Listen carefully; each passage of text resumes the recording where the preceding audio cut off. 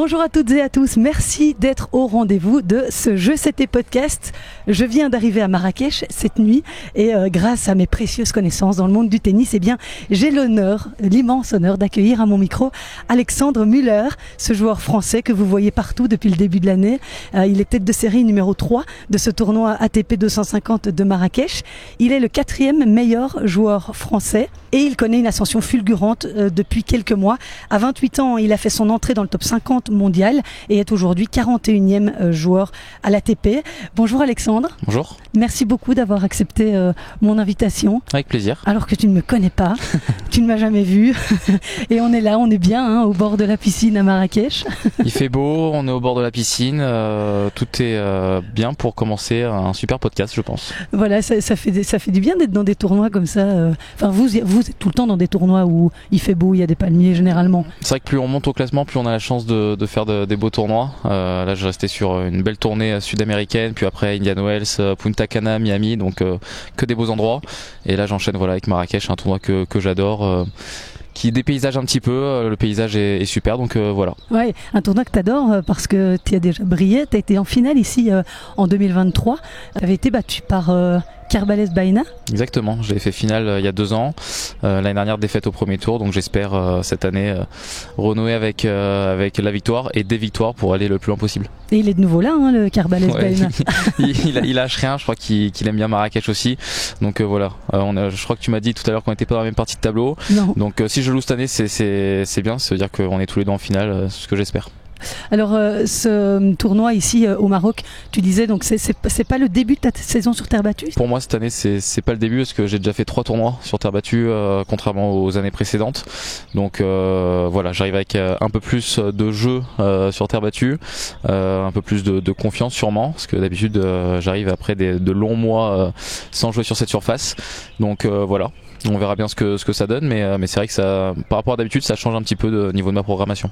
Bah oui, évidemment, quelle bête question je te pose. Tu as évidemment brillé en début d'année sur terre battue avec cette finale au tournoi ATP de 500 de Rio, où tu as vraiment fait un parcours phénoménal en battant des terriens, des purs terriens.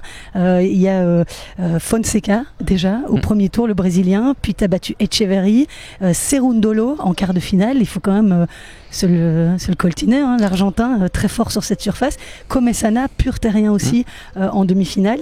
Et puis tu avais buté sur Baez en finale. Je crois que tu étais un peu rôti.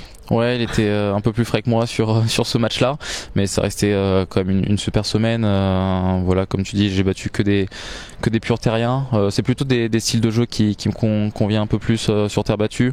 J'ai un peu plus de mal souvent, même sur terre battue, contre des très gros serveurs ou des joueurs qui jouent très à plat.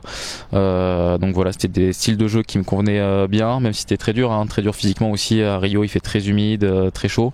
Mais voilà, c'était une super semaine et j'espère que je vais continuer sur cette lancée. Ça veut dire que c'est important pour toi de passer par la terre après la tournée australienne, de faire ce détour-là. Il n'y en a pas beaucoup qui optent pour cette option, à part les Américains du Sud. C'était la première fois que je faisais ce choix, que j'ai osé aussi faire ce choix, parce que j'aurais pu rester en facilité, aller jouer chez moi à Dubaï. Maintenant j'habite à Dubaï, donc j'aurais pu aller tranquillement chez moi faire le tournoi. Mais voilà, avec mon équipe, on en a parlé, on s'est dit qu'il y avait peut-être un bon coup à jouer sur terre battue. Donc c'était un pari, et puis au début ça se passait pas très bien. Je commence par un premier tour sur le Challenger de Rosario, un premier tour sur l'ATP 250 de Buenos Aires, et je me dis bon ça sera peut-être la première et dernière fois que je ferai ce choix là, mais après j'ai fait une super semaine à Rio et je me suis dit peut-être que l'année prochaine j'y retournerai quand même. Bah oui. Et en plus tu es un homme de terre, tu as grandi dans le sud de la France, c'est juste? J'ai commencé le tennis dans le sud de la France, donc forcément qui dit sud de la France dit plus de terre battue. Donc j'ai grandi sur la terre battue, c'est plutôt ma surface on va dire, de prédilection. Je me suis beaucoup entraîné sur cette surface. Où ça? T'étais à la Ligue de Provence okay. Non, plus à Aix-en-Provence. Mes parents habitent à côté d'Aix-en-Provence, donc à la Ligue de Provence avant de partir après avec la fédération. Mais c'est vrai que de mes 9 ans à mes 12 ans à la Ligue de Provence, c'est beaucoup plus de terre battue. Et donc après tu as été pris en charge par la Fédé française? Ouais, à l'âge de du coup c'est 12 ans il me semble, si je me trompe pas, 12-13 ans au Crèves de Boulouris pendant 3 ans. Et après à 15 ans je suis parti à l'INSEP à Paris, toujours avec la fédération. Et après à l'âge de 18 ans ça s'est arrêté. J'ai pas été pris à Roland Garros où je suis rentré du coup à Aix-en-Provence. T'as pas été pris, tu veux dire J'ai pas été gardé au sein de la fédération, manque de résultats. Enfin voilà, on connaît la spéciale, voilà. Et du coup je suis rentré à la base avec des gens qui ont toujours cru en moi, ma famille, et j'ai fait une super année. J'étais 800e à l'ATP à 18 ans et j'ai fini top 300. Donc voilà, après la fédération du coup m'a repris. Ah oui, et toi t'es pas rancunier? Non, ça va. Ou sinon je le garde en moi, mais je sais ce qui est bon pour ma carrière, donc de temps en temps je sais faire la part des choses et mettre un petit peu de côté une petite rancœur ou voilà, et j'ai su faire la part des choses, retourner au CNE pendant 2 ans il me semble, et après Covid a fait que ça s'est arrêté et je suis arrivé chez Jean-René Lisnard à Cannes. Ah oui, c'est à ce moment-là que tu es arrivé chez Jean-René. Ça fait maintenant bientôt 5 ans. C'est ma 5e année chez Jean-René. Ouais. Alors Jean-René Lisnard qui est venu dans mon podcast récemment, on l'a interviewé avec Philippe Dehaze. C'est quelqu'un qui a l'air d'avoir une méthode bien particulière, bien à lui, qui a l'air d'être très droit, très dur peut-être, quand on voit aussi les joueurs qui sont passés par là, d'excellents joueurs. Évidemment, il y a l'exemple Mira Andreeva, mais aussi bien d'autres. Medvedev est passé par là, Blinkova.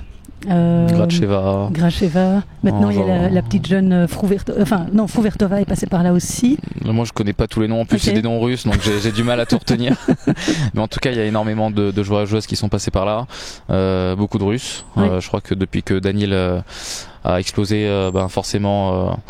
De bouche à oreille, tous les Russes arrivent au centre, mais voilà, c'est un super centre avec énormément de rigueur, et je pense que c'est si tu veux être fort au tennis, c'est un des endroits assez rares en France où tu peux y aller et faire confiance aux gens qui sont sur place. Et la rigueur, ça te dérange pas?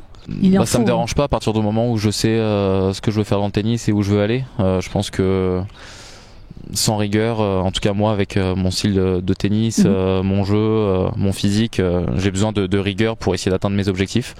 Donc forcément tous les jours c'est pas simple, mais pour l'instant ça marche. Il y a de la progression tous les ans depuis maintenant 5 ans il me semble. Donc voilà, je reste là où ça marche. Ça a marqué une forme de déclic ou c'est une ascension qui pour toi est régulière, parce que tu disais que quand tu étais jeune tu as aussi grimpé très vite, puis tu as un petit peu stagné, et puis là tu as trouvé vraiment la méthode qui te convenait pour avancer encore? Moi ça se fait un peu petit à petit, par le travail au quotidien.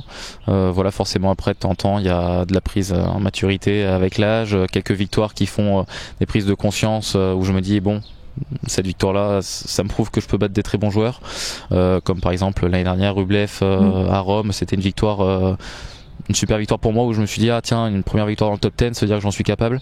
Donc voilà, c'est beaucoup de travail, et petit à petit je prends conscience de choses, et c'est pour ça que je pense que mon classement évolue. Mais tu disais que tu habitais à Dubaï, et donc tu ne retournes plus régulièrement à l'Elite Tennis Center de Cannes pour t'entraîner? Déjà, je suis pratiquement tout le temps en tournoi. Je suis un joueur qui joue énormément. Donc là, je venais de faire 8 semaines entre l'Amérique du Sud, les États-Unis. Je suis rentré quelques jours chez moi à Dubaï. Et par exemple, là, avant Marrakech, à Dubaï, il n'y a pas de terre battue. Donc je repasse à Cannes faire mes jours d'entraînement à Cannes. Ça fait du bien aussi de retourner de temps en temps voir l'équipe. Mais voilà, j'essaye de varier, de faire au mieux pour moi. Parce que maintenant, voilà, j'habite à Dubaï, donc il y a des moments où on va s'entraîner avec mon équipe à Dubaï, et des moments où de toute façon, la période, là cet été, c'est terre battue. À Dubaï, il n'y a pas de terre battue, donc forcément entre les tournois, je rentre à Cannes parce que c'est ce qu'il y a de mieux à faire. Et pourquoi avoir choisi Dubaï comme lieu de résidence? Dubaï parce que déjà par exemple là l'année dernière c'était ma première période foncière à Dubaï. Je me suis entraîné avec les meilleurs joueurs du monde, Sinner, Mpetshi, David, qui est un très bon ami, et puis ça a marché dès le premier tournoi de l'année. J'ai gagné Hong Kong. Donc voilà, je pense que de s'entraîner avec les meilleurs aussi ça fait progresser, et après c'est parce que c'est un endroit que j'adore pour tout ce qui est vie perso. Ok. Oui, tu disais, tu as gagné Hong Kong, ça c'était au tout début de l'année, même fin de l'année. C'était premier tournoi de l'année. Premier tournoi, sur dur. Ouais. Puis plus ou moins un mois après, tu enchaînes avec la terre. Donc ça veut dire que tu es bon sur toutes les surfaces. Mais la terre reste ta surface de prédilection? Je pense que j'ai un style de jeu qui peut s'adapter à toutes les surfaces, même sur gazon. Je joue vraiment très peu sur gazon, ça fait 2 ans que je fais que Wimbledon, mais que voilà, sans préparation, je passe le premier tour et je perds sur une fois Alcaraz, une fois Medvedev.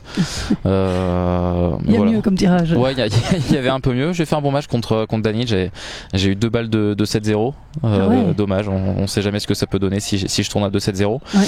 Mais voilà, j'ai un style de jeu, je pense, qui peut s'adapter à toutes les surfaces.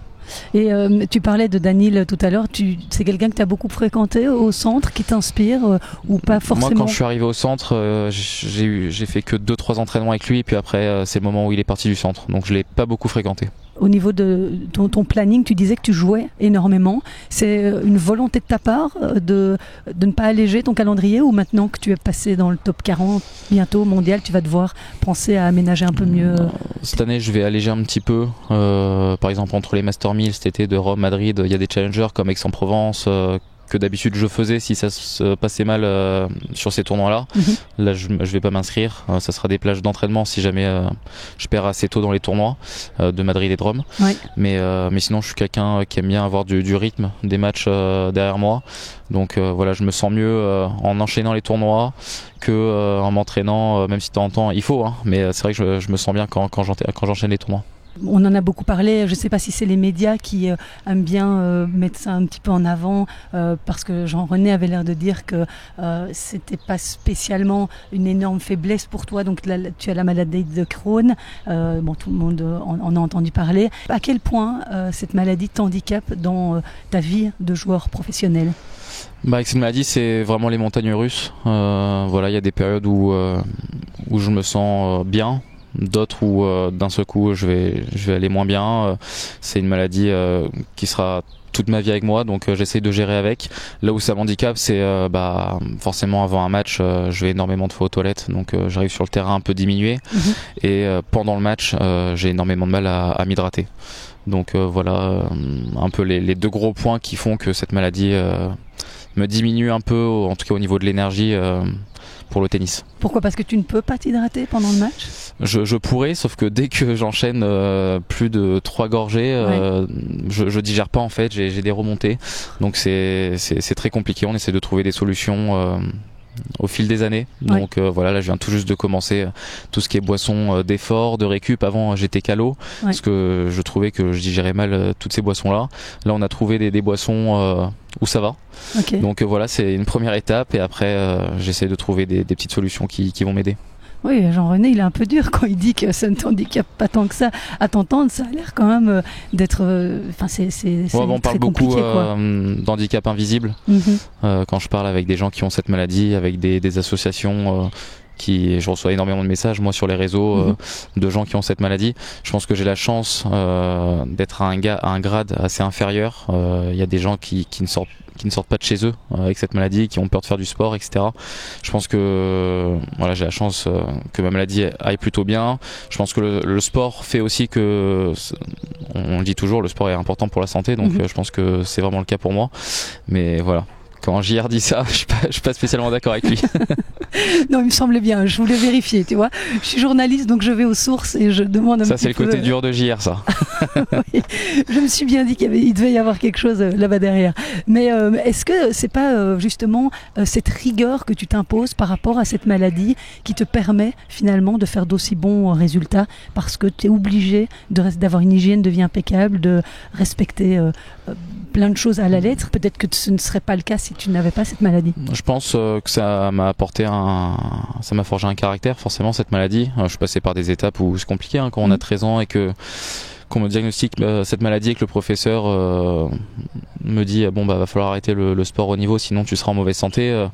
On prend un peu des coups de massue derrière la tête, mais voilà, c'est des étapes de ma carrière et de ma vie qui m'ont forgé un mental. Je pense que je m'appuie quand même énormément sur mon mental sur le court, donc voilà, j'en suis là aujourd'hui, peut-être aussi grâce à ça, même si je dis toujours que peut-être qu'à la fin de ma carrière il y aura quelques défaites, quelques places en moins au classement qui seront dues à cette maladie, mais voilà, en tout cas tout ce que je donne tous les jours, c'est pour avoir aucun regret à la fin de ma carrière. Ouais. Oui, Bertrand Milliard, qui est journaliste sur Eurosport, qui est un excellent commentateur, trouvait ça héroïque, tout ce que tu faisais, tout ce que tu gagnais avec cette maladie. Jusqu'où est-ce que tu as envie d'aller dans le tennis? Ouais. Je suis pas un grand rêveur, j'ai jamais dit que je voulais gagner des grands chelems, etc. Je préfère vraiment voir où ça me mène, juste être concentré sur ce que je dois faire tous les jours, travailler le mieux possible. Et voilà, en fait, il y a 2 ans, quand j'ai intégré le top 100, je me suis dit c'est incroyable, j'aurais jamais imaginé que je pouvais intégrer le top 100. Et puis 2 heures après, au final, je voulais intégrer, le top 80. Ouais. Et donc voilà, cette semaine, je suis 41e. D'abord, c'est avoir un petit 3 sur mon classement, parce que ça fait quelques semaines que je finis 41. Et puis quand j'aurai le 3, ça sera le 2, et ainsi de suite. Tu ressens une différence depuis que tu as grimpé au classement? Tu ressens différentes attentions quand tu es sur le circuit? Est-ce que c'est quelque chose qui te plaît, ou bien tu préférais avant? De la part des joueurs ou des médias? Des joueurs, des regards qui te posent sur toi Des joueurs, il y a quelques joueurs qui commencent à dire bonjour alors qu'avant ils disaient pas, mais ça c'est... Enfin voilà, on a tous connu ça. Et des médias, c'est vrai que là j'ai un petit peu plus d'opportunités, on va dire, et d'obligations même pour le tournoi. Je dois faire quelques petits trucs de médias pour le tournoi, donc voilà, c'est amusant, et je pense que c'est normal de le faire. Mon classement monte, j'ai plus d'obligations, et c'est un plaisir de le faire, donc il n'y a aucun souci là-dessus. Et par rapport aux autres joueurs français qui sont devant toi, les médias français parlent beaucoup de Hugo Humbert, Arthur Fils et Giovanni Mpetshi-Perricard. Est-ce que ils sont là pour te tirer? Est-ce que ça te donne envie d'aller plus loin, plus haut, ou j'ai l'impression qu'on a moins mis le focus sur toi? Est-ce que c'est bien, c'est une bonne chose? Moi, je pense que c'est normal aussi. J'ai quand même 28 ans. Arthur, t'es vieux. Ouais, je suis vieux. Arthur, je sais pas, il a 20, 21. Je sais même plus l'âge, tellement il est jeune. Là, cette semaine, il est 15e. Donc, je pense que c'est normal que les médias se focalisent sur lui. C'est le futur, c'est le Murin français, et j'espère qu'il ira de grands tournois pour la France et pour lui, mais voilà, pour moi, je fais mon petit bout de chemin dans mon coin, et je pense que ça me va très bien. Oui. Et être 4e meilleur joueur, ça veut dire que tu peux intégrer l'équipe de Coupe Davis. Tu l'as déjà joué? J'ai pas vérifié. Non, jamais été sélectionné, et bien sûr, je serais très heureux de représenter la France un jour dans ma carrière, mais ça, c'est pas moi qui choisis, malheureusement. Donc voilà, en tout cas, j'essaye de tout donner tous les jours pour être un jour appelé. Ouais. Tu parlais tout à l'heure de ton amitié avec David Goffin. J'ai vu qu'il s'était entraîné à Dubaï justement l'année passée. Ouais, je l'ai forcé. Ah, c'est toi qui l'as forcé. Apparemment, ça n'a pas été. Non, par contre, quand il a fait son début de saison, je me suis excusé parce que il a pas très bien joué. Je me dis c'est ma faute, ne reviens plus jamais à Dubaï t'entraîner avec moi. Oui, c'est clair qu'il a eu, mais bon, je crois que c'était une petite blessure à la cuisse qu'il avait en début d'année. Je sais plus exactement, mais là c'est bon, il rejoue très bien. Il vient de battre Alcaraz à Miami, donc je crois que c'est le travail qui porte ses fruits, mais juste un peu à retardement. Et comment tu le connais si bien? Quel est votre lien d'amitié avec David? Écoute, ça fait quelques temps qu'on essaye de s'entraîner.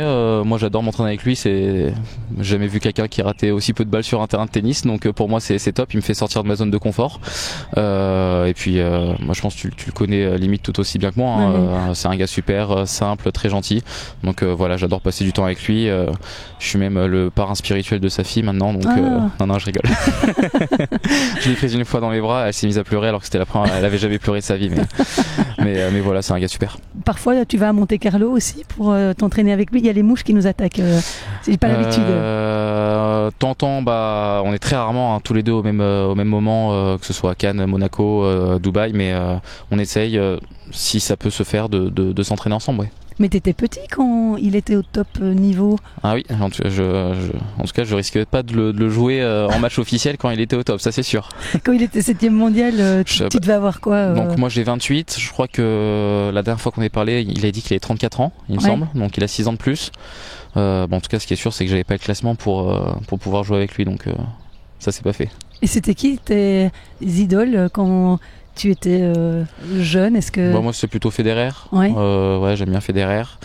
Mais après ça revient un peu à la question mes rêves, etc. J'ai jamais eu de poster de joueurs dans ma chambre. Moi, je joue au foot, au tennis, j'aime bien tous les sports, je touche un petit peu à tout. Donc voilà, mais mon joueur préféré, on va dire que c'était Federer. Et par rapport au moment où tu as commencé et maintenant où tu vois arriver les jeunes gars, encore Jakub Mensik qui a gagné là il n'y a pas longtemps, il y a quand même une jeune génération qui pousse, qui arrive. Est-ce que tu as le sentiment que ça va encore plus fort, encore plus vite? Tu ressens cette évolution? Je pense que le jeu a un petit peu changé, ne serait-ce que sur les gabarits des joueurs. Maintenant, il y a quand même énormément de grands joueurs très costauds qui arrivent et qui servent tous à 220 km/h. Là, par exemple, à Miami, quand j'ai regardé Gaël battre Lechka, on a parlé un petit peu avec David quand il a battu Alcaraz. C'est vrai que maintenant le jeu est un peu stéréotypé, ça joue très fort très vite et peut-être qu'avant il y avait un petit peu plus de tactique qui s'installait au cours des matchs. Ouais. Après moi j'ai pas beaucoup connu non plus avant cette génération parce que je viens d'arriver dans le top 100 il y a 3 ans, donc voilà, c'est on va dire assez récent que je joue les top players, mais voilà, c'est sûr que de toute façon ça joue très très bien et il y aura de très grands joueurs qui vont arriver. Ouais, on discutait avec Philippe Dehaze lors du podcast justement avec Jean-René où on disait qu'il y avait peut-être même plus de place pour la tactique. Tu parlais de tactique là tout de suite, tellement ça va vite et finalement tu te prends des services qui vont à 200 maintenant en moyenne. Est-ce que tu as vraiment le temps de réfléchir où tu peux retourner, où tu peux construire le point quand les gens en face de toi te mettent des lattes comme ça? C'est pour ça qu'à Rio par exemple j'ai joué que des terriens et c'est normalement souvent des gabarits un peu plus petits qui sont plus physiques et donc du coup la tactique rentre un peu plus en compte et je préfère ça. C'est vrai que quand je prends des services à 220 km/h, j'ai pas spécialement le temps de réfléchir après dans le point qu'est-ce que je vais mettre en place. Enfin, de toute façon c'est bim bam boum, ça va durer 3 frappes et c'est fini quoi. Donc ouais, le tennis va peut-être un petit peu changer vers cet aspect-là. Des jeux vraiment en puissance, donc ça sera à moi et à nous les petits gabarits, on va dire 1m83, je fais partie des pas très grands dans le top 100, donc voilà, trouver les solutions pour battre ces joueurs là. Oui, parce que nous on en connaît un petit qui a brillé sur le circuit, c'est Olivier Rocus et son frère Christophe, eux, ils étaient vraiment pas grands, même Justine Hénin qui venait à battre des Serena Williams. Cet aspect physique dont tu parles, c'est un peu paradoxal que tu aimes autant la terre alors que physiquement ça doit quand même être le plus chaud pour toi quoi. En fait je crois que tous les joueurs de tennis on aime quand même bien souffrir aller sur le terrain tous les jours, s'entraîner sous cette chaleur, s'envoyer des séances de muscu, le tennis c'est un sport aussi mentalement très dur, on passe par des émotions, c'est les montagnes russes, donc je pense que voilà, on aime quand c'est dur. Vous êtes un peu maso en fait. Ouais, clairement je pense qu'on est un peu maso, on aime ça et quand à chaque fois on arrête, je parle avec des joueurs qui ont arrêté, ça leur manque un petit peu de temps en temps de se faire mal, etc. Donc je pense qu'on aime ça et voilà, je pense que la terre battue, quand je rentre dans un combat physique, même si c'est très dur, j'aime ça. Pour toi c'est une passion le tennis ou c'est plus un métier que tu fais pour gagner ta vie, mais si tu devais mettre une cote sur une échelle de 10, d'à quel point c'est une passion? Le tennis en lui-même, c'est pas spécialement une passion. J'adore le sport, j'adore me dépenser, j'adore être dans le progrès, travailler. Je suis un travailleur, je suis un bosseur. Mais c'est vrai que maintenant, j'ai la chance d'aimer le tennis et d'en faire mon métier. Mais c'est mon métier. C'est mon métier. Souvent je le dis à mon équipe pour rigoler, mais bon allez, on va travailler quoi. Ouais. Je dis, ils nous disent bon allez on va jouer au tennis, je dis non on va faire du tennis. Et tu joues d'autres sports du coup? J'aime bien le golf, j'aime bien le golf. Pour l'instant je suis pas au niveau encore de David et son coach et du mien, Xavier Pujol qui joue très bien aussi au golf. J'essaye de progresser. On se charrie pas mal sur notre niveau de golf, mais je vais les rattraper assez rapidement je pense. Il y a un club pas loin ici, j'ai vu sur la carte. Il y a pas mal de golf ici à Marrakech. J'ai la chance de dormir au Fairmont et il y a un magnifique golf apparemment, mais j'ai pas eu la chance d'en faire encore. Je vais essayer d'aller d'abord plus loin possible dans mon tournoi et puis allez, si j'ai fait un bon tournoi, je le fêterai en allant jouer au golf. Parce que généralement les séances de golf on les met dans une semaine comme ça de tournoi ou on les met avant, après on ne mêle pas les deux? C'est quand même assez rare que je joue au golf en tournoi. Là, on était sur des tournois comme Indian Wells où c'est vrai que c'est un peu le tennis paradise, mais aussi le golf paradise. Il y a des golfs partout. Donc voilà, on en a fait un ou deux. Mais sinon, de temps en temps, pendant 6 mois, je joue pas au golf. C'est assez compliqué de lier carrière de tennis et en plus d'aller faire du golf sur mes après-midi off ou quoi. De temps en temps, j'aime bien aussi me poser un petit peu. Ouais. Par rapport à la saison sur terre battue, il y a évidemment Roland Garros qui la boucle en fin du mois de mai, début juin. C'est un tournoi qui, pour les Français, doit être sacrément challengeant. C'est un tournoi où j'espère avoir de gros résultats dans ma carrière. Je me rapproche de plus en plus. Voilà, mon classement monte, donc on va dire que j'ai de plus en plus de chances d'aller faire péter un résultat. L'année dernière, c'était la première fois que je passais le premier tour, donc c'était déjà une première étape. Mais voilà, c'est sûr que c'est en tant que Français, c'est un tournoi qu'on adore. Il y a toujours une ambiance incroyable pour nous, joueurs français. Donc voilà, j'espère que je vais bien jouer, gagner des matchs. C'est sûr que le rêve, c'est de jouer sur un Châtrier ou un Langlaine et de ressortir avec la victoire. Je pense que ça serait des moments gravés dans ma carrière. Après, ça doit être une grosse pression aussi pour vous. C'est là où j'ai la chance, comme tu as dit tout à l'heure, que les médias sont un peu plus focalisés sur Arthur, Humbert, Mpecci. Moi, je suis un petit peu plus en retrait. Donc, c'est bien. Donc c'est bien pour moi. Il y a un petit peu moins de pression, on va dire. Ouais. Et alors, je voulais aussi te demander, est-ce que par rapport au gazon, tu disais tout à l'heure, ça veut dire que c'est une étape obligée, mais t'as pas envie d'essayer de faire un tournoi préparatoire avant cette année par exemple pour essayer de faire encore mieux, ou c'est quelque chose qui est incompatible avec la suite du circuit? C'est toujours une question intéressante à poser aux joueurs. C'est prévu pour moi de glisser un ATP avant Wimbledon cette année, même si de base je suis assez superstitieux et que quand quelque chose marche plutôt correctement, j'aime bien continuer comme ça. Mais voilà, maintenant mon classement fait que je me dois quand même de jouer les ATP. C'est des 500 et des très beaux tournois avant Wimbledon, donc normalement cette année il y aura un tournoi sur gazon avant Wimbledon. Ok, ouais, il y a un très chouette tournoi à Halle et il y a aussi Sertogenbosch en Hollande qui est assez sympa. Le Queens, je sais plus si c'est 2 semaines avant ou la semaine, parce que du coup ces tournois là je les ai jamais joués. Mais voilà, il y aura un tournoi sur gazon avant Wimbledon.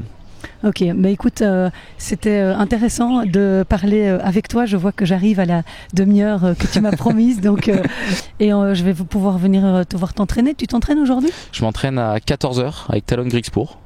Tu peux venir avec plaisir me voir m'entraîner. Et du coup, ça sera simple et double demain aussi. Simple et double demain. Si tu veux passer, il n'y a aucun souci. Écoute, je passerai. Il y a Raphaël Collignon qui s'entraîne aussi à 14h. Ok, donc, je passe, j'espère en priorité quand même sur Raphaël. Il va falloir que je me coupe en deux. Et Zizou qui vient pas. Tu connais un peu nos joueurs belges, à part David? Raphaël, je l'ai joué l'année dernière sur le Challenger de Lyon.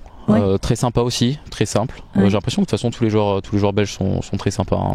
Je pourrais pas te citer un joueur belge avec qui j'ai pas d'affinité, mais voilà, son coach Steve Darcis, très sympa aussi. Et puis voilà, après de ma génération, il y avait des Clément Guins, Omar Salman. Ils sont de 96, je suis 97, mais en junior, en futur, on était ensemble. Donc voilà, c'était des gars super, mais tous très sympas. Clément, il est passé sur le circuit padel maintenant. Exactement. Parce que je vois sur les réseaux, on n'est plus trop en contact, mais je le suis sur les réseaux et je vois qu'il fait du paddle et qu'il est d'ailleurs pas mauvais. Il fait les gros tournois. Donc, il est rentré dans le top 100. Et Omar est coach en Espagne, si je me trompe pas. Ah, ça je ne saurais pas, je ne pourrais pas te dire. Mais c'était un vrai plaisir de passer ce moment avec toi. De même. Je te remercie beaucoup d'avoir accepté mon invitation. Et puis je t'invite à dire à tous tes copains d'écouter Je sais tes podcasts pour t'entendre. Ça marche, je vais faire passer le mot. Et cool. C'était top. Merci à toi. Merci beaucoup Alexandre Müller, et puis je te souhaite vraiment bonne chance. Je suis là jusque dimanche, donc si Raph va pas trop loin, ce sera toi que je suivrai. Ouais, tu restes quand même. Ok, ça marche. C'est gentil. Allez, bonne chance. Merci. Et bravo pour tout ce que tu as accompli. Merci, c'est gentil.